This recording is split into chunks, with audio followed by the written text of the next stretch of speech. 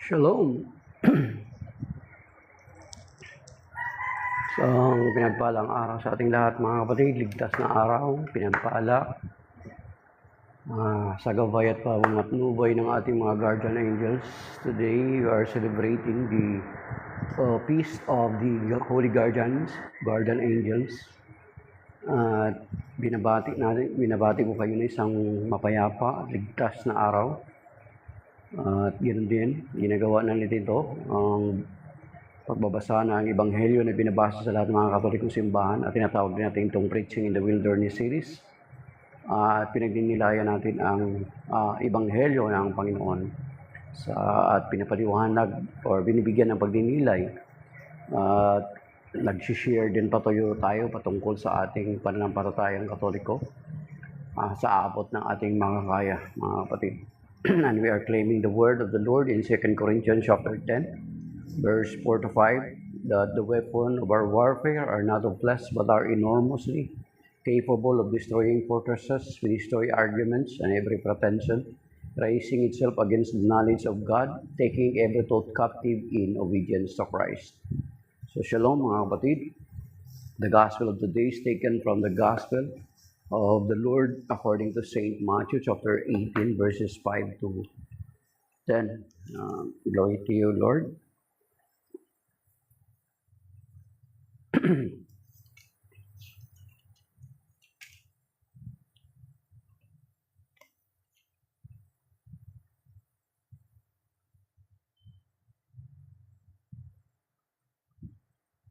And whoever receives one children such as this in my name receives me. Whoever causes one of these little ones who believe in me to sin, it would be better for him to have a great millstone hung around his neck and to be drowned in the depths of the sea. Woe to the world because of things that cause sin. Such thing must come, but woe to the one who through whom they come. If your hand or foot causes you to sin, cut it off and throw it away. It is better for you to enter into life maimed or crippled than with 2 hands or 2 feet to be thrown into eternal fire. And if your eyes causes you to sin, tear it out and throw it away. It is better for you to enter into life with 1 eye than with 2 eyes to be thrown into fiery Gehenna. See that you do not despise one of these little ones, for I say to you that their angels in heaven always look upon the face of my heavenly Father. The Gospel of the Lord. Praise to you, Lord Jesus Christ. So, since kapiyastahan na Holy Guardian Angels, mga kapatid, actually, may prayer sa Holy Guardian Angels, no? Ano ba yung sinasabi? Guardian Angel, hindi ko memorize mga kapatid. Do pambata lang yan, tinuturo yan, pambata pa lang, tinuturo na yan, yung, ito, ito pala yung common prayer natin ito, na tinuturo ng mga magulang sa kanilang mga anak. I don't know kung until now ay tinuturo pa rin ito ng mga magulang sa kanilang anak bago matulog. Ito yung very common, pero hindi ko memorize. So sabi dito, Angel of God, my guardian dear, to whom God's love commits me here, either this day or night, be at my side to light and guard, to rule and guide. Amen? So yan yung basic guardian angel prayer na mga bata, yung wife ko, alam niya, memorize niya ito until now. Kasi tinuturo sa kanila nung bata pa sila bago sila matulog. Pero I don't know kung ang mga magulang ay tinuturo pa rin ngayon sa kasalukuyan ito sa kanilang mga anak. Ano? Sana tinuturo itong basic prayer na ito. Okay. Saka marami pa dito mga guardian angel prayers. Sabi dito, Angel of God, my holy protector, given to me from heaven by God for my protection, I fervently beseech you, enlighten me and preserve me from all evil, instruct me in good deeds, and direct me on the path of salvation. Amen. So, itong pangatlo sabi niya, Dear angel, In His goodness, God gave you to me to guide, protect, and enlighten me, and to bring me back to the right way when I go astray. Encourage me when I am disheartened, and instruct me when I err in judgment. Help me to become more Christ-like, and so someday to be accepted into the company of the angels and saints in heaven. Amen. So meron pa yan, last. Sabi dito, Holy angels, God sent you to protect and guide us. We invite you in the name of God, one and three persons, Father, Son, and Holy Spirit, to come to our help. O blessed angels, take care of us, so that evil may not come near us, so that sin may not destroy us, and that we may always serve Jesus who never abandoned us. We invite you to help us because we have received as inheritance the blood of our Lord and King Jesus Christ and the heart of the Immaculate Virgin Mary, Queen of Angels. May you inspire us to seek God's presence and evade the steps of evil. Carry our prayers in the presence of the Most High and guard us from words and actions that glorify our common enemy, Satan and his devils. Amen. So those are basic guardian angel prayer. So ang ebanghelyo dito mga kapatid, actually, ang of course, bibigyan natin ng diin about the Holy Guardian Angel kasi parang it is very seldom na itong pinag-uusapan sa ating kapanahunan ngayon. So ang verse na pinag-uusapan actually, sa verse 5, ang sabi dito sa verse 5 at saka yung huli na verse, okay? Sabi dito, sa Matthew chapter 18 verse 5, whoever receives one child such as this in my name receives me. At ang pinag-uusapan dito about sa humility mga kapatid at inahambing ng Panginoon na dapat tayo ay mag-possess ng katangian ng katulad sa bata. Then, later on, itong mga such as little this. So, ibig sabihin, the Lord Jesus Christ is not just referring sa mga bata, kundi sa mga taong mapagpakumbaba na katulad ng sa bata. At ang mga taong yaon, ang sinabi ng Panginoon dito sa verse 10, sabi niya, see that you not despise one of these little ones, for I say to you that their angels in heaven always look upon the face of my heavenly Father. Ibig sabihin, andun sila palagi sa harapan ng Panginoon.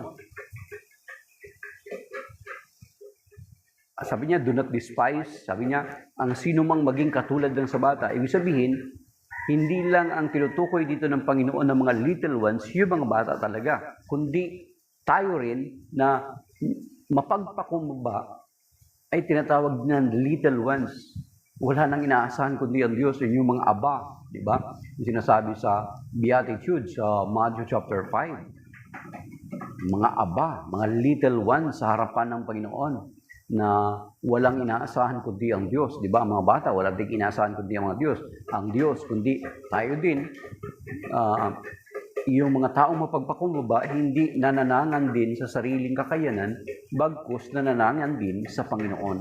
So, pinapangakuan ng Panginoon na sino man dapat or maging tayo na sinasabi, huwag nating i-despise yung mga little ones, yung sa tingin natin mga mabababa, mga hamak, sapagkat ang kanilang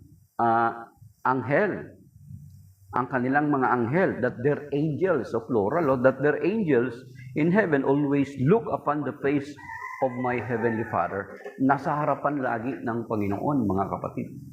Kaya nga kung babasahin natin yung aklat ni Tobit, mga kapatid, noong nagpakilala na si Raphael, si Angel Raphael kay Tobit at sa kanyang pamilya, sinabi ni Tobit doon sa Tobit chapter 12, na sabi niya, nung nanalangin ka Tobit, sabi niya, ako ang nagharap ng panalangin mo sa Diyos.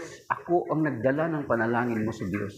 So itong sinasabi ng Panginoon dito sa Matthew chapter 18, verse 10, do not despise those people who are lowly, those people na wala nang inaasahan kundi ang Diyos, sapagkat ang kanilang mga anghel ay nasa harapan lagi ng Panginoon. Okay? So, paano natin na-realize ba natin to?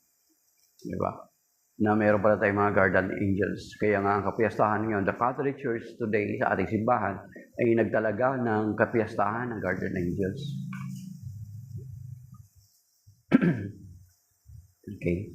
Na kapag katulad pala tayo ng bata, may kababaan ng loob, wala nang inaasahan kundi ang Diyos, ay merong ina-assign sa atin ang Panginoon na guardian angels. Actually, hindi lamang dito sa Matthew chapter 18, verse 10, mga kapatid, kundi maging doon pa lang sa Old Testament, di ba? Good morning po. Good morning, Ministry of Altar Servers. Good morning. Maging doon sa Old Testament, doon sa Psalm 34, verse 7. So, ang Panginoon, ina-assure niya na meron tayong guardian angels. Okay? So, how do we recognize? Paano natin na-recognize yung mga guardian angels natin? Ito, sabi dito sa Psalm 34 verse 7, the angel of the Lord encamped, okay, sabi dito sa King James yata yun. So verse 8, actually sa ibang sa translation ng ibang translation, verse 7 ito. Psalm 34 verse 8 dito sa New American Bible. Yung sabi dito, the angel of the Lord who encamps with them delivers all who fear God. So you see, dito pa lang sa Old Testament, pinapatunayan na may mga anghel sa mga taong may takot sa Diyos na ina-assign ng Diyos para sa atin. Sa mga taong hamak, sa mga taong aba na wala nang inaasahan kung Diyos. Sa mga taong mapagpakumbaba katulad ng sa bata. Okay? Sabi ito, the angel of the Lord who encamps with them delivers all who fear God. Okay? So Psalm 34 verse 8. Sa ibang version, verse 7 siya. Pero dito sa New American Bible, verse 8. Okay. Meron pa mga kapatid, di ba? Dun sa Psalm 91 verse 11 na actually memorize ng marami the whole chapter of book of Psalms 91. At dyan sa verse 11, naalala ko na kahit doon pa lang ako sa Mindanao, yung verse 11 na yan, sana memorize natin. Ginagawa kong claiming verse yan. Ginagawa kong kiniklaim ko sa Panginoon. Kiniklaim ko sa Panginoon na yung verse na yan na ginagamit ko na part ng prayer ko, yung kiniklaim ko siya, parang inaangkin ko that promise of the Lord ay matupad din sa akin. Kasi di ba ang context ng Bible, kung babasahin mo, may mga konteksto yung Bible na yan. Pero kung sabihin mo, Lord, itong pangako mo na ito sa Book of Psalms, Psalm of David, inaangkin ko rin ito na mangyayari sa akin. Sa Psalm 91 verse 11, mga kapatid, na nakalagay dyan, kung babasahin nyo sa Tagalog, sabi niya, susuguin niya ang maraming anghel, silang susubaybay. Kahit sa ang dako ikaw maparoon, tiyak, iingatan. You see? Okay? So, ibig sabihin, pinapatunayan ng simbahan ngayon, ang kapiyastahan ngayon ng Holy Guardian Angels is not just a fairy tale. It's not just kwento-kwento na gawa-gawa ng simbahan, but it is real. It is reality. It has a reality. Kasi mismo namang ang Panginoon ang nagpapatunay. Kinonfirm niya kung ano yung sinasabi. Mismo sa Old Testament pa lang. Psalm 34 verse 7, and then Psalm 91 verse 11. See? At dito nga sa Matthew chapter 18 verse 10, mga kapatid. So, yun yung pinaka-basic, mga kapatid, na or common na mga verses na ang Panginoon ay nangako na meron tayong guardian angels. So, siguro, i-challenge ko yung mga magulang. Turuan natin uli, ituro ninyo ulit sa mga bata yung common guardian angels.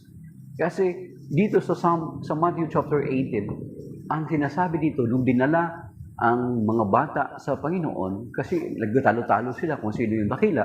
So pinagitnaan ng Panginoon, tinawag niya ang bata at kinalong, na sabi niya, maliban na maging katulad kayo ng bata, ay hindi kayo pag-aharian ng Diyos. Di ba? Yan sinasabi sa John chapter 3. Pero maliban na kung hindi kayo magtumulad sa mga bata, sabi niya, ang tinawag niya pala yung bata para ipakita sa kanila ang taong magiging dakila ay katulad ng isang bata. Bakit mga kapatid? Bata. Kasi wala kang wala kang, kapag bata ka, ano ba pwede mo ipagmalaki? Di ba? Ano ba pwede mo ipagmalaki? So dapat mapusas natin yung katangian ng mga bata. Ibig sabihin, pag bata ka, you are not dependent on your own. You are dependent to your parents. We are supposed to be dependent to God. Kasi in our own way, in our way, my way, yung my way, in our own way, hindi natin magagawa yun. Di ba? Anong sinasabi sa Proverbs 3, 5, and 6, di ba? Trust in the Lord with all your heart and lean not your own understanding. In all your ways acknowledge Him and He shall direct your path. I thank you. God bless Miss Contemplative Soul. Di ba? Magtiwala ka sa Diyos. Sa English, memorize ko, trust in the Lord with all your heart and lean not on your own understanding. In all your ways, acknowledge Him and He shall direct your path. Hindi ka nananangan sa sarili mo ang kalakasan pag katulad ka ng bata. So, ang mga katulad ng mga bata na mapagpakumbaba, walang kakayanan, dependent sa magulang, yan yung itinuturing na dakila sa harapan ng Panginoon. At kapag ganun ang kalalagayan natin, God has assigned a guardian angels for us. Ako siguro, pwede kong may pagmamalaki na really, God ay yung inaangkin ko nasa Psalm 91 verse 11 ay talagang ginawang real or ginawang ng Panginoon na totoo yun sa akin. Kasi imagine sa Mindanao ako pinanganak, doon ako lumaki, liblib yung lugar namin, delikado yung lugar namin kung saan-saan ako dati nakarating. Di ba? Nagkakaroon ng kahit compromise yung pananampalataya ko dati, na compromise, contaminated, yet the Lord saved me. Niligtas pa rin ako ng Panginoon kasi pinanghawakan ko yung pangako sa Psalm 91:11 bago ko lumabas ng bahay. Susuguin niya ang maraming anghel, silang susubaybay. Kahit sang dako ikaw maparoon, tiyakin natin. Naranasan ko na po na pumunta ako sa bundok. Pumunta kami sa Sayawan. Bagamat andun yung kapatid ko rin. Tauhan siya ng sundalo, bataan ng sundalo. Mahawak din ng baril. Doon siya, sa loob ng compound ng bundok. As in malayo sa baryo namin, siguro mga more than 10 kilometers away from our barangay. Walang kuryente, mga kapatid. Meron akong nililigawan doon. Ewan ko lang kung may makapanood dito. Taga doon. Okay? Yung isang civilian volunteer doon, naandun, kamag-anak din nung kaibigan kong babae.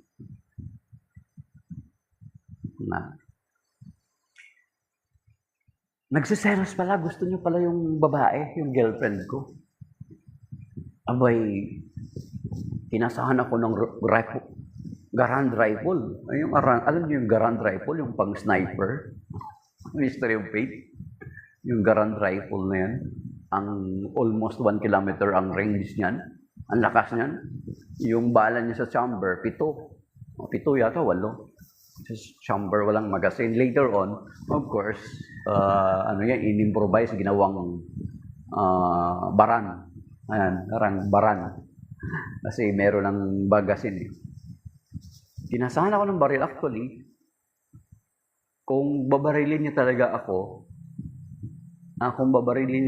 pwede direkta. Itulak niya na lang yung safety. Pwede niya na ako barilin. Kasi loaded na yun eh. Usually, loaded na yun. Ngayon, ang ginawa niya, kinasahan niya, dito, malasik yung bala, pinulot niya pa, tumakbo ako. Pagkalabas ko dun sa yung mga kanyugan, mga puno ng mga nyug, malayo na, gabi. Sumigaw ako. Kinabahan sila, akala nila NPA. So, maraming instances sa buhay ko that the Lord really saved me. And, of course, hindi lang natin na-recognize. He is sending us angels. Kasi yun nga, kiniklaim ko yung Psalm 91 verse 11 palagi. Hindi ko pa kuwan yung Psalm 34 verse 7 or verse 8 na yan. Ang ang kiniklaim ko palagi Psalm 91 verse 11. Kahit sabi ko nga sa inyo, contaminated ba yung pananampalataya ko, compromise pa, yet ay hindi ako binabayaan ng Panginoon. And then, kahit yung sa pagdesisyon ng pag-aasawa, mga kapatid, sa Mindanao pa lang sabi ko, maybe, and the Lord maybe, hindi lang maybe, talagang dinirect ng Panginoon through His guardian angel that He assigned to me. Dinirect niya pa rin ako, mga kapatid. Nanonoon pa rin sa Mindanao, pinagmamalaki ko lagi, sabi ko sa mga kasamaan ko sa Sangguniang Kabataan, sabi ko, kapag mag-asawa ko balang araw, sabi ko, gusto ko yung mapangasawa ko is naglilingkod sa Panginoon. Sabi ko, truly enough, nakapunta ako rito sa Manila. May girlfriend ako na iba, pero hindi kami nagkatuluyan. Iba yung niloob sa akin ng Panginoon. Andyan o, sa likod. Mahina ako sa math. Napangasawa ko, accountant. O, di ba? Actually, hindi ko natapos college ko, mga kapatid. May 1.5 year pa ako sa college. But, truly, God guide me through His guardian angel na makapangasawa ako nang naglilingkod sa Panginoon. That is why until now, dalawa kami ng asawa ko naglilingkod sa Panginoon. Actually, nagkakilala kami sa gawain ng Panginoon. Truly, the Lord guides me through His guardian angel. Yung isa pa, mga kapatid, yung nagkasa sa akin ng Grand Rifle, yung babae na yon, kausap ko sa bahay doon sa bayan, sa Santo Niño, South Cotabato. Malapit sa Santo Niño Elementary School. Kausap ko, biglang pumasok sa bahay. Na naman, yun pa rin yun. Bumunot. Bumunot, akala ko yung handgun. Akala ko handgun yung binunot. So, yung malapad nga na kutsilyo doon sa gilid ko, nabitbit ko habang tumakbo ako . Pero yung binunot niyo pala, mga kapatid, hindi handgun. Grenade pala. Granada. So, granada pala yung binunot niya sa bewang niya. Tapos yung granada na yun ay hindi naman kaagad-agad niya So, pag matanggal niya yung pin, hindi kaagad-agad puputok, mga kapatid. Kasi, parang suicide bomber siya. Kasi yung usually mga granada sa Mindanao, nilalagyan nila ng electrical tape or guma. Kasi, para kung sakaling accidentally mabunot yung pin, hindi ka agad sasabog. So, ibig sabihin, nung binunot niya yung granada, magta-take time pa, mga ilang seconds pa bago niya matanggal yung guma na yon. So, mahirapan siya. Pwede ko pa siya masaktan. Pwede ko pa maagaw. Pero tumakbo ako kasi kala ko nga handgun. See how the Lord saved me. At yung bagamat andun ka pa nga, I am not yet fully, hindi ka pa nga fully na sumusunod sa kalooban ng Panginoon. You are not yet fully doing the will of the Lord. You are not yet fully nakakasunod sa kalooban ng Panginoon. Yet, since na pinanghawakan ko yung Psalm 91 verse 11, talagang pinatunayan sa akin ng Panginoon at ginawa niya yun para sa akin. Kasi siguro kung hindi ako iningatan ng Panginoon through His guardian angel, baka patay na ako. Or nakapag-asawa ako ng maaga doon sa Mindanao at baka andun ako nag-aararo ngayon. Baka andun ako lalong mas matandang-matanda ako ngayon. Na kapatid, ay Brother Romy. Kinakwento ko, Brother Romy, kung paano na ang guardian angel ay ng Panginoon na sinusugo niya katulad ng sinasabi dito sa Matthew chapter 18 verse 10 ay pinatunayan niya sa aking buhay. At lubos ako nagagalak at natutuwa that indeed God sending us His guardian angels. We just need to invoke, we just need to call out, we just need to recognize. Kasi yun yung sinasabi ng Panginoon ang ating mga anghel ay nasa harapan lagi ng Panginoon. Kaya, nung ka mong i-despise yung mga taong mapagpakumbaba na wala nang inaasahan kundi ang Diyos. Nung ka mong i-despise yung mga bata na yung mga maliliit na bata pa lang ay may pagkilala na sa Diyos. Because their guardian angel, according to what the Lord said here in Matthew chapter 18 verse 10, ay nasa harapan lagi ng Panginoon. Ibig sabihin, they are just waiting a command of the Lord. No? Yun yung sinasabi sa Psalm 91, susuguin niya, verse 11, susuguin niya ang maraming anghel, silang susubaybay, kahit sa dako ikaw maparoon, kiyakiingatan.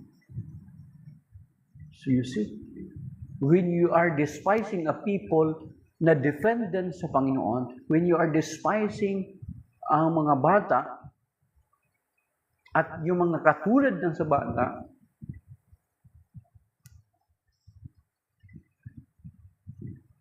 God will charge His angel to protect that person. Yun yung mga instances, mga circumstances na nakwento ko nga, na hindi lang yun ganun mga kapatid. Kasi dati sabi ko sa inyo, bagamat contaminated pa yung pananampalataya ko dati, bagamat ang pananampalataya ko dati is compromised pa, yet talagang pinatunayan ng Panginoon yung pangako niya. At once na the Lord, ibig sabihin, once na ang Panginoon nagsalita, hindi ito joke. This is totoo. Diba? Kaya sabi sa Hebrews chapter 10 verse 23, pag ganitong mga pangako ng Panginoon, anong sinasabi dito? Ang sinasabi dito pag may mga promises sa Bible, pinanghawakan natin yan. Diba yung pinaka-common promises nga, Jeremiah 29:11? Of course, ang context niyan is a promise of the Lord to His people Israel.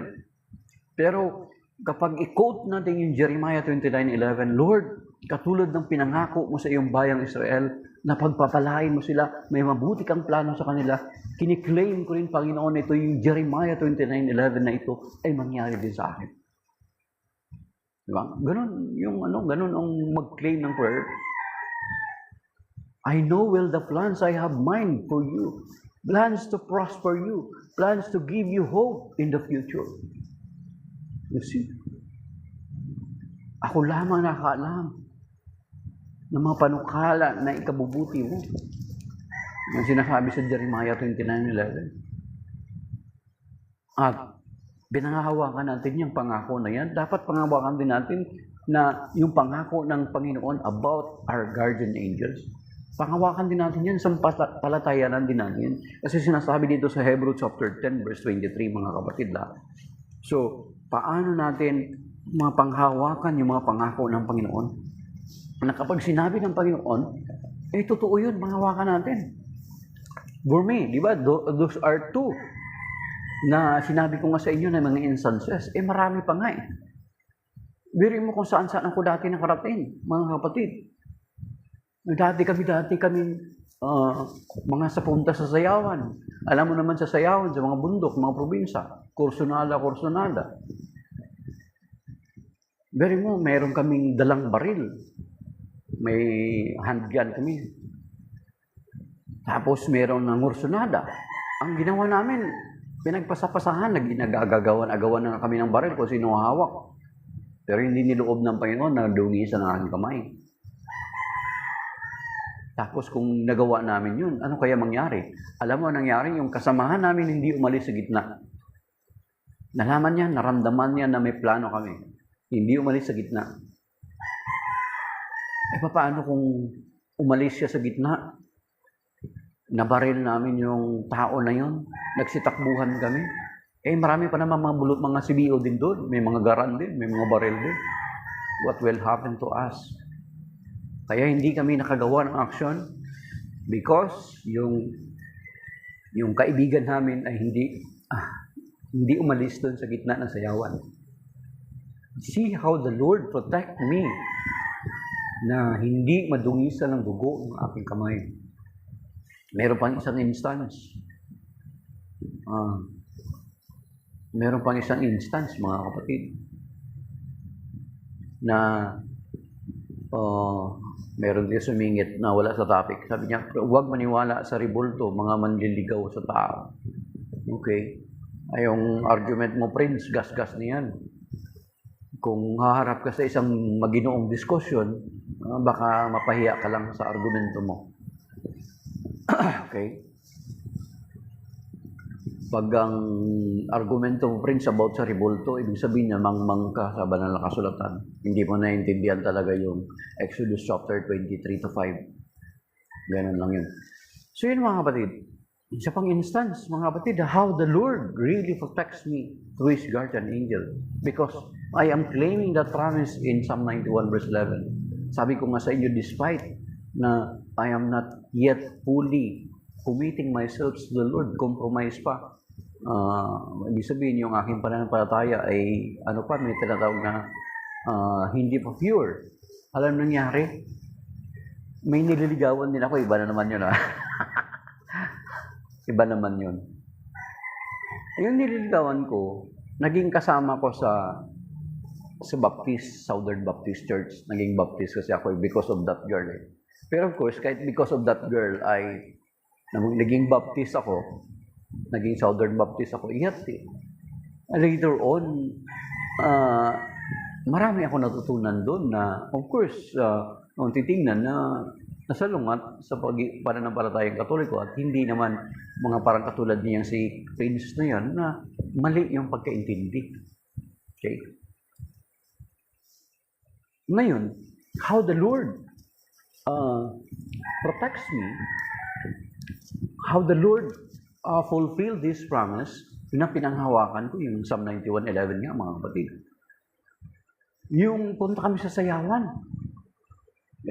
yung nililigawan ko, crush din, gusto din ng isang lalaki. Sila dalawang magkapatid, at yung isa, kapitbahay nila, kamag-anak yata nila yun. Gabi, madaling wala namang kuryente sa amin Pupunta kami sa sayawan, tatawid kami sa ilog. Parang may gumagawa sila nagpa-plot sila ng evil against me. Nagpasapasa, may parang ginapasapasahan nila yung kutsilyo, mga kapatid. Ngayon, yung kapatid ng girlfriend ko at yung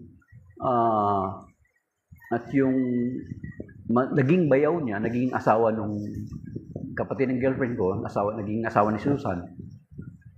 Kinapkapan nila yung mga lalaki, yung tatlo na yun. And then, bali tatlo sila, si Sally, si Susan, saka yung pangasawa ni Susan, pinaikutan nila ako hanggang sa makarating kami doon sa sayawan. Then, kinuwento, alam nyo, pupunta sila sa baryo namin. Kasi yung kapatid nung umiikot-ikot din sa akin, naging girlfriend ko rin yan. Saglit lang. Hindi nililiw yata naging girlfriend.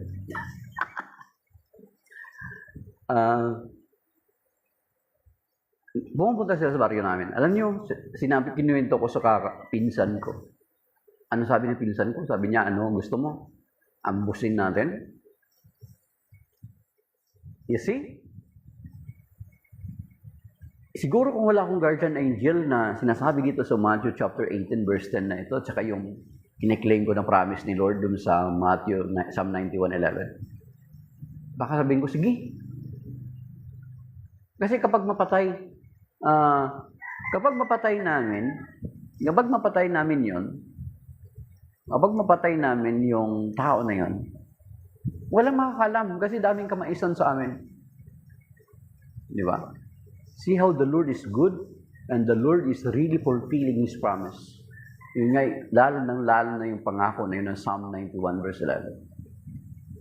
Kaya nga sinasabi dito sa Matthew chapter 18 verse 10 na do not despise. Kaya panalangin ko sa guardian angel ko na hipuin nawa itong si Prince na maaring dating Katoliko ito or member ito ng Inc.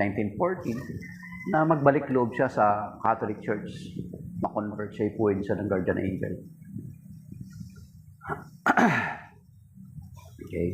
So, Prince, kung willing ka to discuss about dyan sa Revoltology mo, pagbibigyan kita.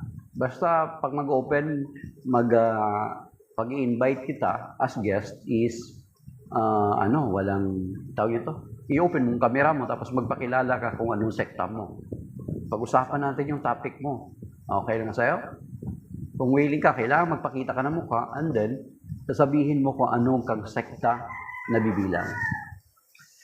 Ayan, mga kapatid. So, okay.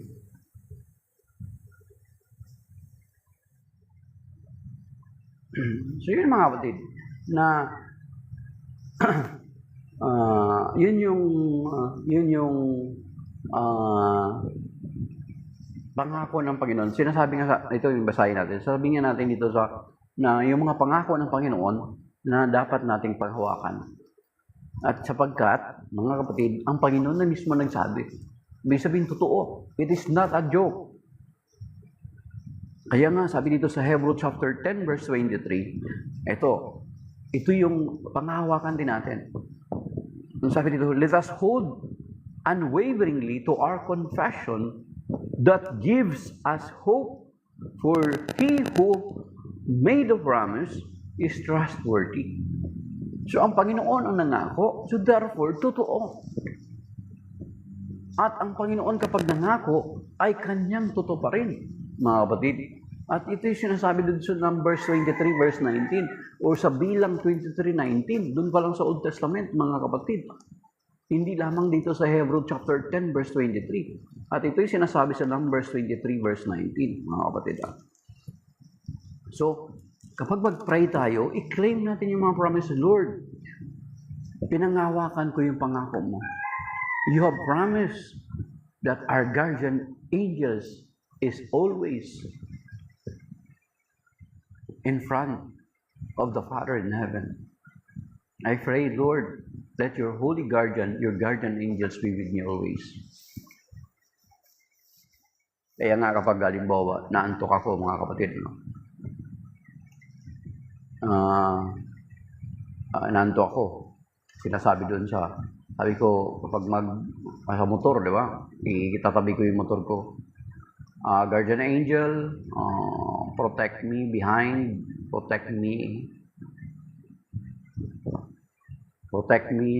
at the front, protect me at my left, protect me at my right, protect me above, protect me below. Parang protected ka. Yun yung prayer ko. Dahil saka na ako matutulog sa motor ko sakaling inantok ako, mga kapatid. Yan. Yun yung ginagawa ko.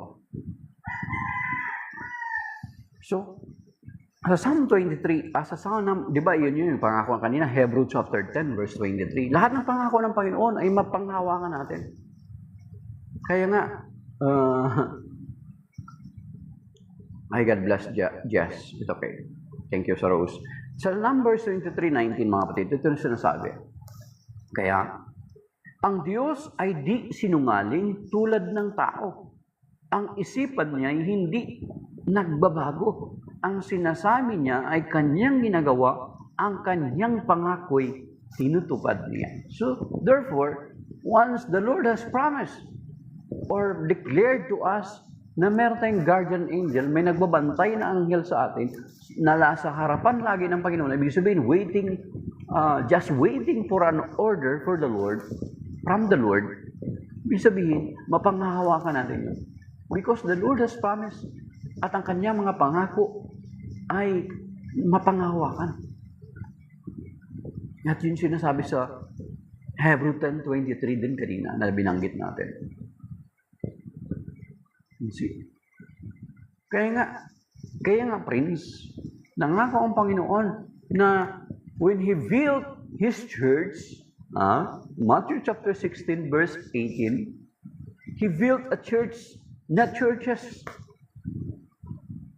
Ang sabi dun, upon this rock, Matthew chapter 16, verse 18, upon this rock, I will build my church, that even the gates of the netherworld shall not prevail against it, mga kapatid. So therefore, there is no need na meron pang ibang mga church na mag-exist because the Lord Jesus Christ has founded already His church. Okay.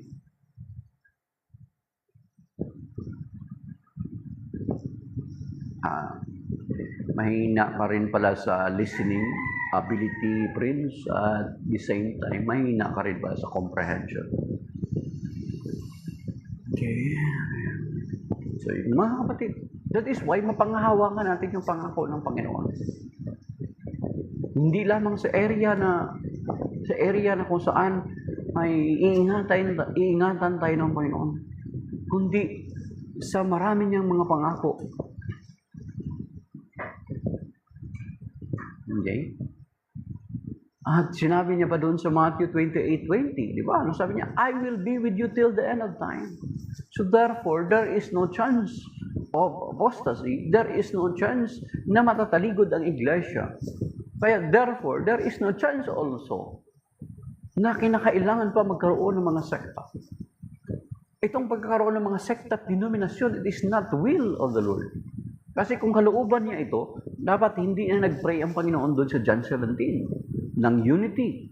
Hindi na rin siya nagsabi doon sa John chapter 10 verse 16 na sinasabi niya na there will be one flock and one shepherd.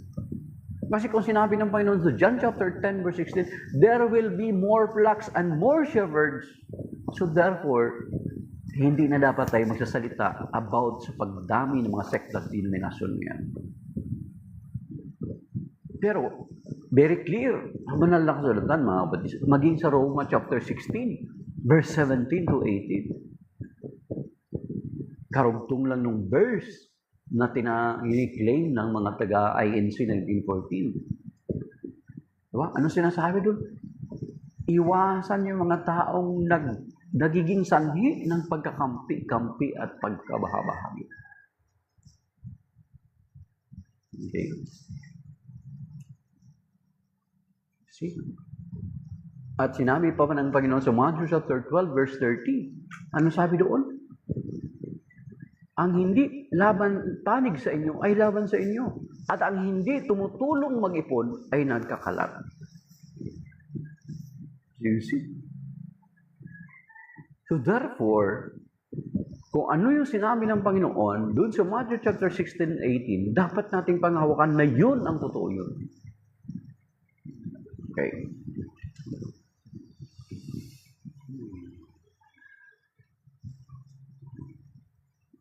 Prince, sabi ko nga sa iyo, Prince, kung gusto mo pag-usapan natin about dyan sa mga imahe na yan, bulto,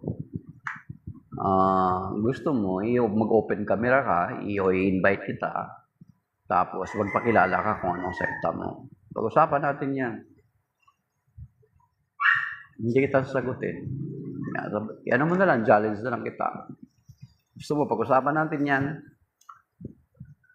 mag-open ka ng camera, then magpakilala ka. Pag-usapan natin. Kasi pag once na kapag ang mga revolto ang pinag-uusapan, nalalaman ko kagad na isang ignorante na tao ang ganyan. Ignorante, pag sinabing ignorante, yung yung ini-ignore mo yung kung ano yung bagay na dapat mong malaman.